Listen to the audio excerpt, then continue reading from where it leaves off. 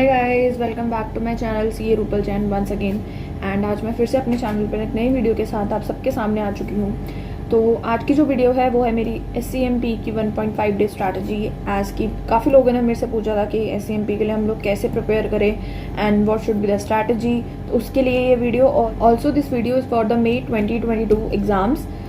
तो obviously we all know that परसों हमारा SCMP का एग्ज़ाम है, तो उसके लिए मैं स्ट्रैटेजी लेकर आई हूँ। And now your first group is over. आपके सारे एग्ज़ाम्स ख़त्म हो गए। आज आपका लास्ट एग्ज़ाम था लॉ का। तो मुझे नहीं पता अभी तक कि वो एग्ज़ाम कैसा आया, कैसा गया, बट स्टिल आई विल से, जो मैं अब तक बोलती हुई आई हूँ, कि जैसा भी हुआ हो, don't worry and let go of the thoughts of that exam, क्योंकि now you can't do anything. So just forget about it and ये सोचो कि आपने जो कुछ भी करा है, जो एग्ज़ाम कर आए हो, आपने जो प्रिपरेशन करी थी वो आपका 100% था, 200% था एंड आपने बेस्ट करा है। वो उससे अच्छा कुछ हो ही नहीं सकता। तो आपको नहीं पता एग्ज़ाम की चेकिंग कैसी होगी, मार्क्स कैसे आएंगे, तो अब सोचने से कुछ फ़ायदा नहीं है। तो जैसा भी पेपर हुआ हो, अच्छा बुरा, उसे भूल जाओ। Now let's focus on group 2। और फर्स्ट ग्रुप जैसा भी गया हो, उसका प्रेशर, उसके थॉट्स, उसकी एंजाइटी सेकंड ग्रुप पर मत आने दो, क्योंकि both groups are treated individually. Although जिन्होंने बोथ ग्रुप्स दिए हैं उनके लिए बोथ ग्रुप्स की इंपॉर्टेंस होती है, but then I will say that ठीक है, फर्स्ट ग्रुप अच्छा नहीं गया तो उसके लिए अपना सेकंड ग्रुप खराब मत करो। इनकेस आपके बोथ ग्रुप्स क्लियर नहीं हुए तो एटलीस्ट एक तो हो सकता है ना। सो उस चांस को भी आप लोग क्यों जाने दे रहे हो?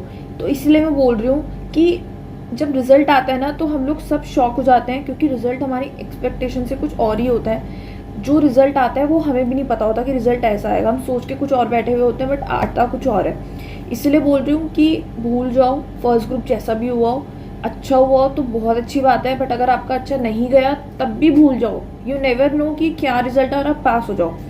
तो लेकिन अगर अब आपने फर्स्ट ग्रुप की वजह से सेकंड ग्रुप खराब कर दिया ना, तो बाद में आपको ना पक्का रिग्रेट होगा। इसलिए बोल रही हूँ, अब सेकंड ग्रुप को एक इंडिविजुअल की तरह ट्रीट करो, क्योंकि फर्स्ट ग्रुप अलग था, सेकंड ग्रुप अलग था। बोथ ग्रुप्स क्लियर हो जाते हैं, बहुत अच्छी बात है। अगर सपोज एक हो जाता है, एक रह जाता है, तो भी तो अच्छी बात है ना। इसीलिए सेकंड ग्रुप पे फोकस करो। आपका फर्स्ट एग्जाम है SCMP का, और उस सेकंड ग्रुप में SCMP का एग्जाम ही थोड़ा भारी पड़ता है, क्योंकि अब उसमें 50 थियोरी 50 प्रैक्टिकल चलता है, प्लस उसकी थियोरी थोड़ी टिपिकल सी होती है, वर्ड्स याद नहीं होते।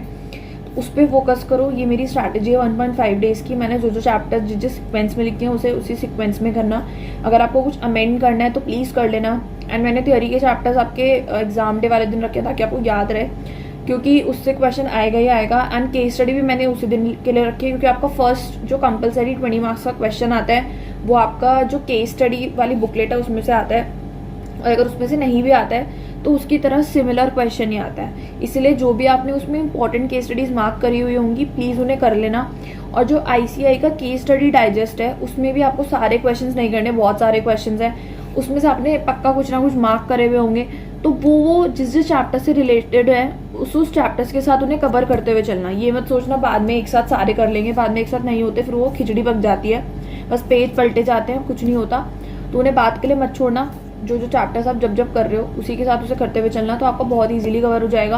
बट जो ICI की केस स्टडी बुकलेट है, जिसमें 11 से 12 केस स्टडी आती है, आई गेस, जो पतली सी जो बुकलेट आती है जो आपको स्टडी मटेरियल के साथ आती है, उसे एग्जाम डे वाले दिन करना, क्योंकि उसमें से कुछ ये हो सकता है ना कि कोई केस स्टडी सेम आ जाए या बस फिगर्स चेंज हो, नेम चेंज हो, तो वो आपके लिए बेनिफिशियल होगा। क्योंकि देखो, फर्स्ट क्वेश्चन तो आना ही आना है केस स्टडी का, कंपलसरी 20 मार्क्स का, तो वो आपको करना ही करना है। तो इसलिए मैं कह रही हूँ उसे उस दिन कर लेना ताकि आपको याद रहे। ठीक है, जाओ शेड्यूल देखो एंड कोई भी चैप्टर प्लीज छोड़ना मत।